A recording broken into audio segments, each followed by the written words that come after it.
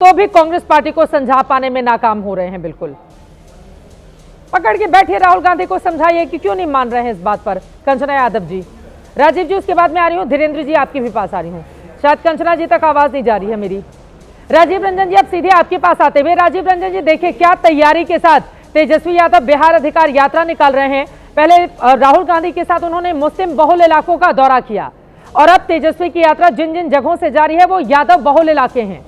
तो बकायदा धार्मिक जातीय सारे समीकरण साधते हुए यहां पर विपक्ष की तैयारी है।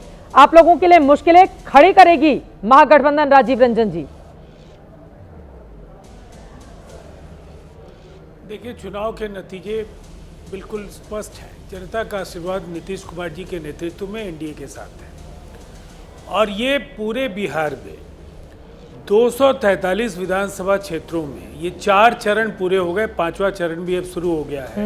विधानसभा स्तरीय जो कार्यकर्ता सम्मेलन हो रहे हैं, 5 दल जो एनडीए में शामिल हैं उनके नेता और कार्यकर्ता यहाँ शामिल हो रहे हैं, बूथ स्तरीय कार्यकर्ता और पार्टियों के बड़े नेता। अब एक बात बिल्कुल साफ है कि जनता 2 चीजें देख रही है। हाँ। नीतीश कुमार जी को बेटे के लिए, बेटी के लिए, माता जी के लिए, पिताजी के लिए कुछ नहीं लेना है। उन्हें जो कुछ भी मांगना है वो बिहार के लिए मांगना है। और दूसरी तरफ किसके अधिकार के लिए तेजस्वी जी चल रहे हैं? ये बिहार अधिकार यात्रा नहीं, परिवार अधिकार यात्रा में इसे तब्दील कर दें। इसलिए कि इतिहास गवाह है, जब पिता को तख्त मिला, सिंहासन पर बैठने का मौका मिला और जेल जाने की बारी आई तो माताजी मुख्यमंत्री हो गई।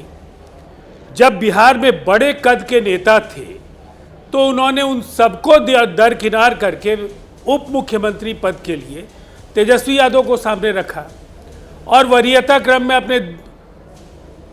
अपने बड़े बेटे तेज प्रताप को भी सामने ला करके रख दिया। हाँ। वो भी मंत्री बन गए।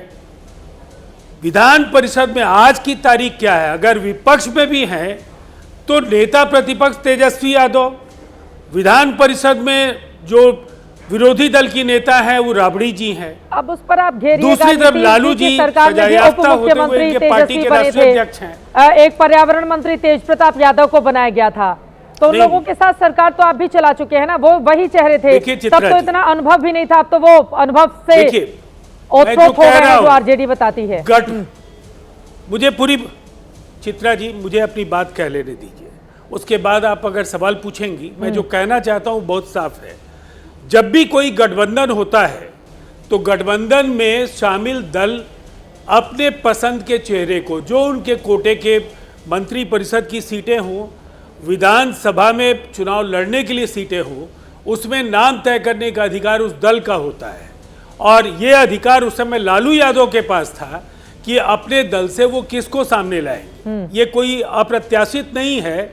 और ऐसा ही बिहार में जब चुनाव के टिकट बंट रहे थे तो आरजेडी के हिस्से की टिकटों में 2 टिकट तो उनकी 2 बेटियों को मिले।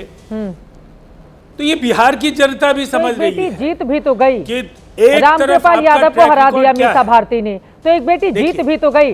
फाइनली फैसला तो जनता जनार्दन का होता है ना। राजीव रंजन जी, सवाल यह है कि नौकरी पलायन और विकास पर बात नहीं करना चाहती है जेडीयू, इसलिए बार बार तेजस्वी यादव के परिवार के कितने लोग जीते, कितने हारे, कौन कौन चुनाव लड़ा, तो खुली चुनौती लेकर आती है। चित्रा जी, मुझे केवल अपनी बात कहने दीजिएगा, बीच में केवल इंटरप्ट आप 30 सेकंड मत करिएगा। मैं ये पूछ रहा हूं, मेरी खुली चुनौती है। 15 वर्षों के लालू जी और जो राबड़ी जी का कार्यकाल है उसकी 5 बड़ी उपलब्धियां बता दें। और 20 वर्षों के नीतीश कुमार जी के नेतृत्व में जो बिहार की एनडीए की सरकार है, इस एनडीए सरकार की उपलब्धियों के बारे में आप मुझसे पूछ लीजिए। तो मैं आपको एक बात कहूंगा, जिन नौकरियों की बात ये कर रहे हैं, नौकरियां बिहार में 12 लाख नौकरियां, 39 लाख रोजगार दिए गए और 1 करोड़ नौकरियां और रोजगार, ये कैबिनेट का फैसला है। ये लालू यादव के वादे नहीं है, ये तेजस्वी यादव के हवाई वादे नहीं है। ये नीतीश कुमार के वादे हैं जो जब भी उन्होंने कहा उसे पूरा करके दिखाया। ठीक है, आप ये कह रहे हैं कि नीतीश कुमार एक बार जब कमिटमेंट कर लेते हैं शासन के 2 फिर वो मॉडल अपनी आपकी भी नहीं सुनते, वो उसको हर हाल में पूरा करते हैं। पवन वर्मा जी हमारे साथ जनसुराज बिल्कुल। के बड़े नेता जुड़ चुके बिल्कुल। हैं, आप प्रवक्ता भी हैं, लेकिन उसके पहले धीरेन्द्र कुमार मुन्ना जी बहुत देर से जुड़े हुए हैं, एलजेपीआर के नेता, उनके पास आते हुए अब आप लोग महागठबंधन में खोट निकालते रहिए कि महागठबंधन में तेजस्वी को अकेले यात्रा करनी पड़ी है, एसआईआर पर ये लोग फेल हो गए, राहुल गांधी तेजस्वी की कुर्सी नहीं बनने देना चाहते हैं, लेकिन उससे क्या हासिल हो जाएगा धीरेन्द्र कुमार मुन्ना जी? अगर वहां पर खींचतान है तो चिराग पासवान भी तो खींचतान में लगे रहते हैं नीतीश कुमार के साथ। चिराग पासवान जी, चित्रा जी कभी भी खींचतान में नहीं रहे हैं और जितने भी मंच पर हम लोग जा रहे हैं, आज मैं पूर्णिया से आपके साथ जुड़ा हुआ हूँ, यहाँ पर भी हमारा 21 तारीख को संकल्प सभा है, आके और अपने रिपोर्टर को भेज करके देखिए कि किस तरह से एनडीए के प्रति हमारे नेता आदरणीय चिराग पासवान जी के लिए, आदरणीय प्रधानमंत्री मोदी जी के लिए और गठबंधन के तमाम नेताओं, आदरणीय मुख्यमंत्री जी के लिए किस तरह का उत्साह है। अभी तुरंत मंत्री जी यहाँ से करके सभा निकले और फिर 21 तारीख को हमारी सभा है, उस सभा का भी मैं विजुअल दे दूंगा। और मैं कहाँ आरोप लगा रहा हूँ आरजेडी पर तो आरोप लगा रहे हैं तेजस्वी पर, उनके भाई अपने सगे तेज प्रताप जी। उन्होंने कहा कि आरजेडी, उनका ट्विटर हैंडल को, एक हैंडल को आप निकाल के देखिए, उन्होंने कहा है कि पार्टी कार्यालय में महिलाओं के साथ दुर्व्यवहार होता है, ये उन्होंने कहा है। और इसका जवाब तो देना चाहिए आरजेडी के प्रवक्ता को कि तेज प्रताप जी ने ऐसा क्यों आरोप लगाया है। और महिलाओं का अपमान ये लोग लगातार करते रहे।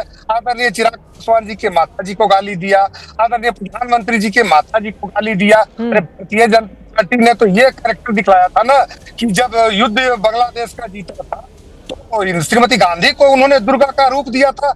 आज हर एक महिला दुर्गा की रूप है। और आज बताइए कि अपनी माँ को, प्रधानमंत्री की माँ को अगर दुर्गा का रूप दिखलाया गया तो उसमें क्या दिक्कत हो गई? और राक्षस की जहां तक बात है तो राक्षस क्या अलग थोड़ी होते थे चित्रा जी? ठीक है, मैं आपके पास आ रही हूँ, किसी वजह से आपका कनेक्शन कट गया है। पवन वर्मा जी आप जनसुराज से हमारे साथ जुड़े हुए हैं। पवन वर्मा जी अब सीधे आपके पास आते हुए, यहाँ पर देखिए तेजस्वी यादव बिहार अधिकार यात्रा निकाल रहे हैं, नीतीश कुमार उनकी पार्टी की अपनी यात्रा चल रही है, जगह जगह प्रशांत किशोर की भी यात्राएं जारी हैं, लेकिन सबके बीच में असल मुद्दा क्या है, ये बड़ा सवाल बना हुआ है। महिषासुर और शेर को लेकर भी, वर्सेस शेर को लेकर अब एक अलग तरह की लड़ाई शुरू हो गई है। तेजस्वी यादव की तस्वीरें हम दिखा रहे हैं, वो जगह जगह जाकर बिहार अधिकार यात्रा के नाम पर जनता में जोश जगाने का काम कर रहे हैं। पवन वर्मा जी, कौन सा मुद्दा होगा जिस पर सियासी शेयर हाई रहेगा पार्टियों का? डिस्कनेक्ट हो गया था। मैं आ रही हूँ धीरेन्द्र मुन्ना जी, एक बार पवन वर्मा जी की बात हो जाए, उसके बाद दूसरे नंबर पर आप ही के पास आऊंगी। पवन वर्मा जी बताइए। चित्रा जी, जब आप महागठबंधन को देखिए और एनडीए के परफॉर्मेंस या उपलब्धियों को देखिए तो जनता ये पूछ रही है कि मेरी बेबसी का बस इतना फसाना, किसे याद रखूं किसे भूल जाऊं। दोनों के ही ट्रैक रिकॉर्ड देख लीजिए ना। आरजेडी का तो जंगल राज सबको ही याद होगा, उसके बाद तेजस्वी जी उप मुख्यमंत्री भी बने, तब भी लोगों ने देखा कि उनका कोई योगदान रहा नहीं। नीतीश जी के साथ ही मिलकर सरकार बनाई। और जहां तक एनडीए का सवाल है, आज 20 साल से नीतीश जी सत्ता में है, डबल इंजन की सरकार आज 11 साल से है। आप बिहार की दुर्दशा खुद आपके आंखों के सामने है, लोगों के सामने है। भाई इतनी उपलब्धियां अगर आपके पास हैं तो आज बिहार क्यों 30 सालों के बाद भी इनके राज्य में सबसे पिछड़ा और गरीब है? ये नौकरियों की आज बात कर रहे हैं, इस तरह रेवड़ियां बट रही हैं कि लोगों को डायबिटीज हो जाएगी। सीधी सीधी बात है, आपने अपने कार्यकाल में बिहार की बुनियादी स्थिति को बदलने में कोई योगदान या कुछ दिखाने लायक किया ही नहीं। तो मुद्दा विहीन राजनीति में एक दूसरे पे आरोप प्रत्यारोप की बारिश चल रही है। कोई कहता है तेज प्रताप ने क्या कहा, कोई गाली गलौच पे आ जाता है। और जहाँ तक गाली गलौच की राजनीति की बात है, हमको ये अपने आप से बड़े ही एक संजीदा रूप से पूछना है कि आखिर ये संस्कृति कहाँ से शुरू हुई।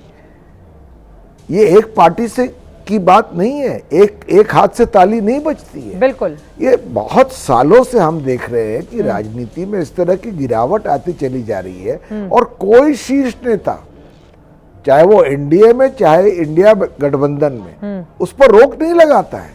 और वो इसलिए पनपती है क्योंकि कोई मुद्दों की बात करना नहीं चाहता। अब आप इसका कंपैरिजन या तुलनात्मक एक विश्लेषण करें तो जनसुराज कम से कम शुरुआत से ही केवल मुद्दों की बात कर रही है। चाहे रोजगार हो, पलायन हो, शिक्षा हो, स्वास्थ्य हो, भ्रष्टाचार हो,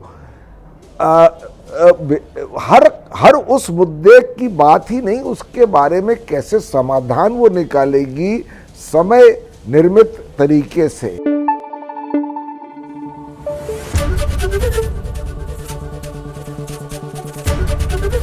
एबीपी न्यूज आपको रखे आगे।